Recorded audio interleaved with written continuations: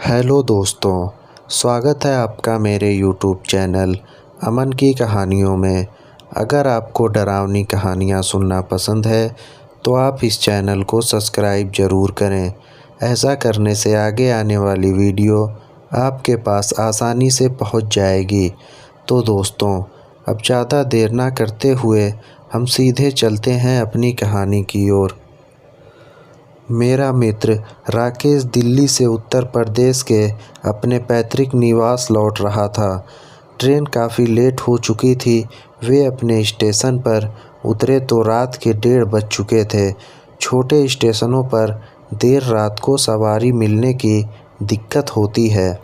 फिर राकेश का घर शहर से बाहर पड़ता था, इसलिए वो रेलवे लाइन के किनारे किनारे चलने लगे। जैसे ही वो प्लेटफॉर्म छोड़कर पटरियों के किनारे आए, उन्होंने एक युवती को साथ चलते देखा। उन्होंने पूछा तो उसने बताया कि वो हॉस्टल से घर आ रही है। ट्रेन लेट होने के कारण परेशानी में पड़ गई।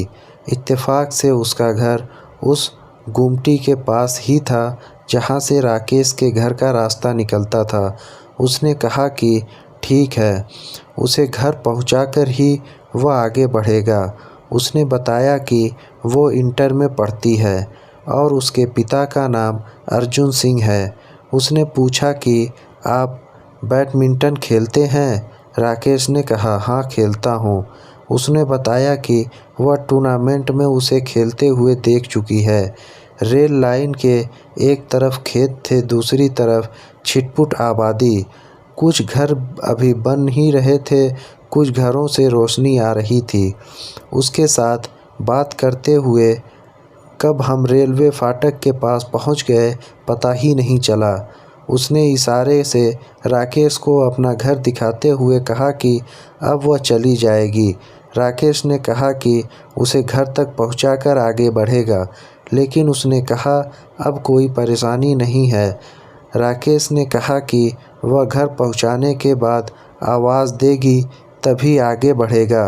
बहरहाल उसने अपने दरवाजे पर पहुंचने के बाद आवाज़ दी। वह अपने रास्ते चल पड़ा। 2-4 दिन बाद राकेश शहर की ओर निकला तो उसके घर के पास से गुजरते हुए उसे उस लड़की की याद आई। उसने पास के एक दुकानदार से पूछा कि अर्जुन सिंह जी का घर कौन सा है। उसने एक घर की ओर इशारा करते हुए बताया कि गेट के पास जो टहल रहे हैं वही अर्जुन सिंह हैं। राकेश उनके पास गया और कहा, नमस्ते अंकल। वे राकेश को पहचानने की कोशिश करने लगे। राकेश ने कहा कि अंकल, 3-4 दिन पहले मैं रात को स्टेशन से रेलवे लाइन होकर आ रहा था तो आपकी बेटी रेखा मेरे साथ आई थी। अब वो कैसी है? अर्जुन सिंह राकेश की बातें खामोशी से सुनते रहे। उसे अंदर आने का इशारा किया। हम ड्राइंग रूम में बैठे ही थे कि एक लड़की ट्रे में बिस्किट और पानी रख गई। अर्जुन सिंह ने बताया कि वह उनकी छोटी बेटी सविता है। राकेश ने पूछा, रेखा कहाँ है? इस पर अर्जुन सिंह ने दीवार की ओर इशारा किया। वहाँ रेखा की तस्वीर टंगी थी जिस पर माला पहनाया हुआ था। मैं चौंका। अर्जुन ने बताया कि 2 महीने पहले की बात है। रेखा ट्रेन से उतरकर रेलवे लाइन से होती हुई पैदल आ रही थी। पीछे से 2 भैंसें दौड़ती हुई आईं। कुछ लोगों ने शोर मचाया तो रेखा ने पीछे मुड़कर देखा। उसने बचने के लिए वह रेलवे लाइन पर दौड़ गई। उसी वक्त एक ट्रेन आ रही थी जिससे वो कटकर मर गई। यह कहते कहते उनकी आंखें में पानी आ गया था। फिर थोड़ा शांत होकर पूछा, रेखा बहुत ही हंसमुख लड़की थी, हमारे घर की रौनक थी, पढ़ने में बहुत तेज थी। अच्छा बताओ, वह तुमसे मिली तो उदास नहीं लग रही थी ना? राकेश ने कहा कि वह सामान्य छात्रा की तरह बात कर रही थी, कहीं से ऐसा नहीं लग रहा था कि। राकेश धीरे से उठा और बोला, अच्छा अंकल, चलता हूँ। अर्जुन सिंह ने कहा, ठीक है बेटे, आते रहना। राकेश भावुकता में बहता हुआ घर से बाहर निकला, उसकी आँखों के सामने रेखा का चेहरा नाच रहा था। तो दोस्तों, ये थी आज की हमारी पहली कहानी। अब हम चलते हैं अपनी अगली कहानी की ओर। तो दोस्तों, ये कहानी 1952 या 53 के ज़माने की घटना है। 5 शिकारी मध्य प्रदेश के जंगलों में शिकार खेलने गए थे। उन्हें ठहरने के लिए जगह नहीं मिल रही थी। डाक बंगला खाली नहीं था। केयर टेकर ने बताया कि जंगल के अंदर एक पुराना डाक बंगला है जो खंडहर जैसा हो चुका है। पानी की व्यवस्था भी है, अगर चाहें तो उसे साफ सुथरा कर ठहर सकते हैं। उनके पास कोई विकल्प नहीं था। अंधेरा हो रहा था, इसलिए वो पुराने डाक बंगले में पहुँचे।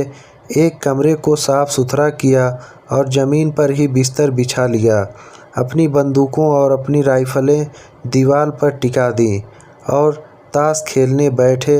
देर रात को साथ लाए भोजन को ग्रहण कर सो गए। उनमें से एक J.N. सिंह को नींद नहीं आ रही थी। उसने सिगरेट जलाई और उसके कस लेने लगा। तभी उसने देखा कि अचानक खिड़की से एक हाथ बढ़ता हुआ उसकी गर्दन की ओर आ रहा है। वो चौंक उठा और ज़ोर से चिल्लाया। अन्य लोग उठ गए, हाथ गायब हो गया। उसने सबको घटना की जानकारी दी तो उन्होंने कहा कि यह तुम्हारा भ्रम होगा या सपना देखा होगा।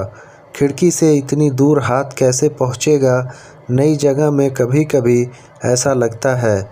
सो जाओ, कुछ नहीं है। उसने लाख विश्वास दिलाने की कोशिश की कि यह सच है, लेकिन किसी ने विश्वास नहीं किया। सारे लोग फिर सो गए। उसने भी सोने की कोशिश की, लेकिन नींद नहीं आ रही थी। सुबह उठकर सभी लोग नाश्ता पानी कर शिकार की तलाश में निकल गए। उस दिन सिर्फ कुछ बनमुर्गियाँ मिलीं, जिन्हें शाम को पकाकर उन लोगों ने खाया। थोड़ा टहल घूमकर वे ताश खेलने लगे। तभी पायल की आवाज़ आई, जैसे कोई दौड़ता हुआ जा रहा हो। इतनी रात में कौन औरत जंगल में दौड़ रही है? उनके मन में सवाल उठा। खिड़की पर जाकर देखा तो कुछ दिखाई नहीं पड़ा। वे खाना खाकर चुपचाप सो गए।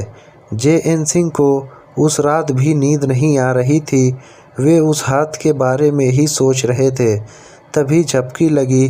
आँख खुली तो देखा कि खिड़की से एक हाथ उनकी गर्दन तक पहुँच चुका है। खिड़की पर एक लकड़ी खड़ी हंस रही थी। वो चिल्लाए। सभी लोग उठ गए। उन्होंने पूरी बात बताई और कहा कि चिल्लाता नहीं तो मेरी गर्दन दबा देती। सभी लोग खिड़की के पास गए तो जंगल की ओर एक लड़की जाती हुई दिखाई पड़ी। उसके पायल की आवाज़ आ रही थी। सभी लोगों को विश्वास हो गया कि कुछ न कुछ चक्कर है। उसी की बात करते हुए वो सो गए। अगले दिन वो लोग नाश्ता पानी कर शिकार पर निकले। रास्ते में कुछ आदिवासी मिले। उन्होंने पूछा कि आप लोग किधर जा रहे हो?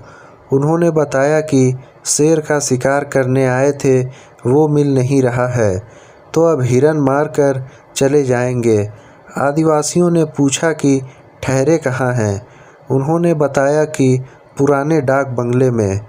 आदिवासियों ने चौंक कर पूछा कि कब से ठहरे हैं? उन्होंने बताया कि 2 दिन से। आदिवासियों ने हैरानी से पूछा कि 2 दिनों से ठहरे हैं और जीवित हैं? क्या मतलब? साहब, वह भूत डाक बंगला है। वहाँ एक लड़की की भटकती आत्मा है जो हर ठहरने वाले को मार डालती है। किसकी आत्मा है वो एक केयर टेकर की बेटी थी। एक बार केयर टेकर बीमार था और कुछ शिकारी ठहरे हुए थे। चौकीदार के बीमार होने के कारण उसकी बेटी ही उन्हें खाना पीना देने जाती थी। उन्होंने उसके हाथ जब दृष्टि की ओर मार डाला, तभी से डाक बंगला वीरान हो गया। कोई भूला भटका ठहरा तो लड़की की आत्मा ने उसे मार डाला। बंगला भूतिया हो गया है। आप लोग भी वहाँ से हट जाइए। रुकने का विचार हो तो गांव में चले आइए। उन लोगों ने रात किसी तरह काटी और सुबह होते ही वापस लौटने की तैयारी करने लगे।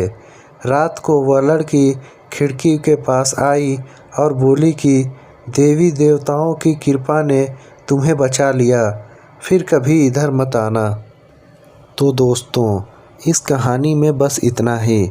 ये कहानी आपको कैसी लगी अपनी राय कमेंट बॉक्स में ज़रूर दें। और अगर आपने ये चैनल अभी तक सब्सक्राइब नहीं किया है तो अभी कर लें। हम फिर मिलेंगे किसी नई कहानी के साथ। तब तक आप अपना और अपने परिवार वालों का ध्यान रखें। धन्यवाद।